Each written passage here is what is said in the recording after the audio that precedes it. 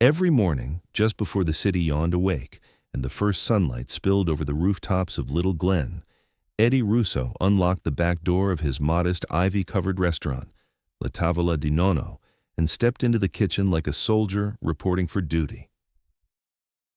Eddie was 78. His walk had slowed, and his hands were more weathered than the chopping blocks he used, but the ritual never changed. Olive oil, garlic, fresh herbs, a pot of espresso so strong it could wake the dead.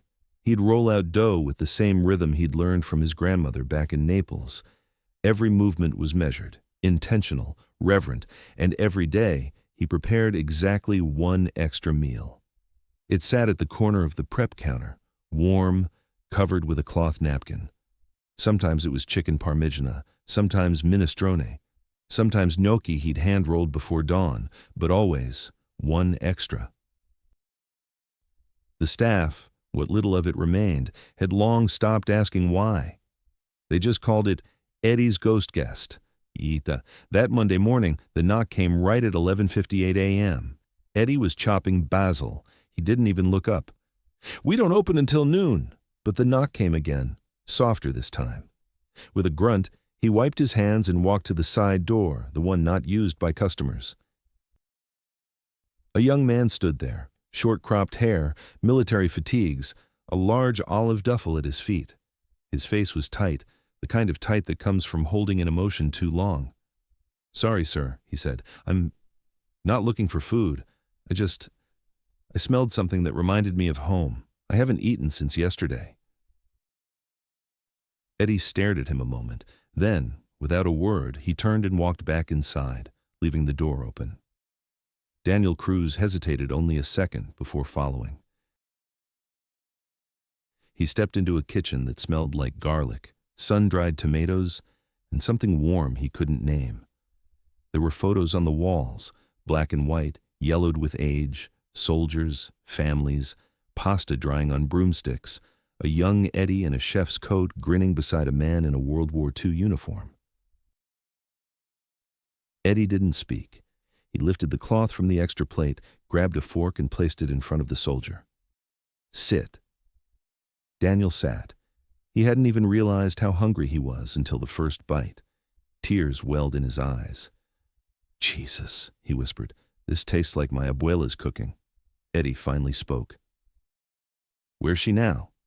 "Gone," Daniel said, voice rough. "Passed in 2021. I'm stationed upstate. Got a weekend pass, but my folks moved out of town. Nowhere to go."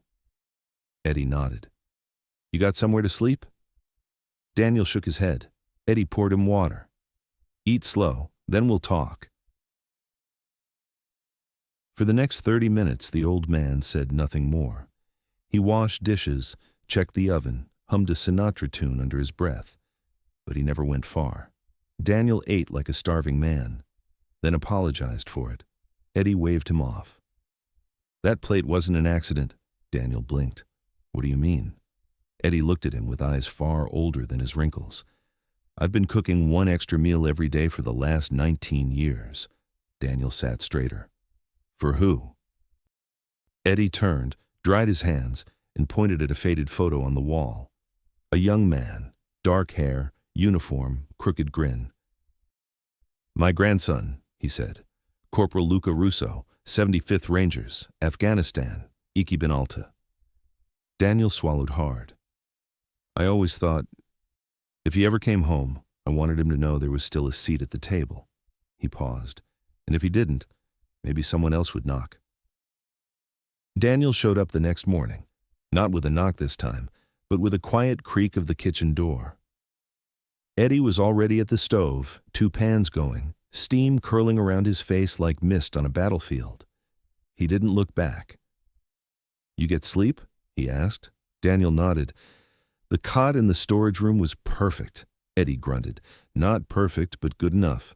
He slid 2 eggs into a pan, tossed in leftover herbs, and stirred a tomato sauce that had simmered since 5 a.m.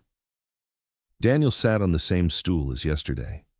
It already felt like it was his. Over the next few weeks, Daniel became part of the kitchen. He wasn't staff. He wasn't a customer.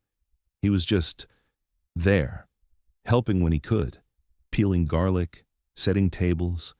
Sometimes just sitting silently while Eddie cooked, the radio humming old Italian ballads in the background.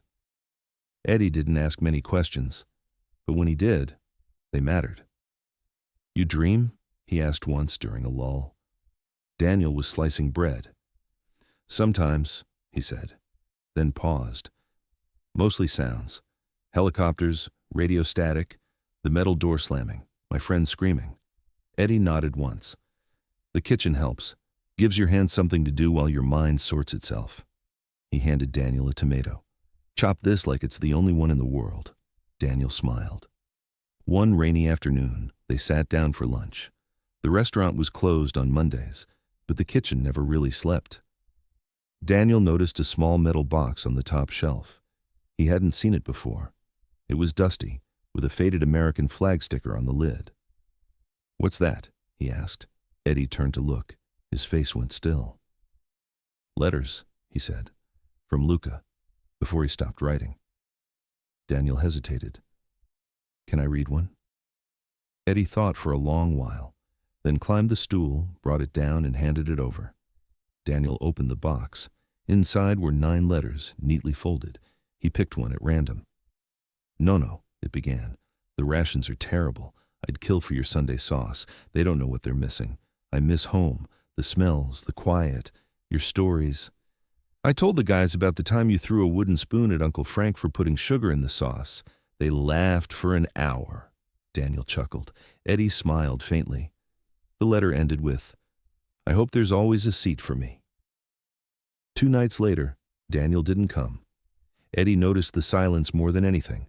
No boots, no laughter, no hum of idle chatter.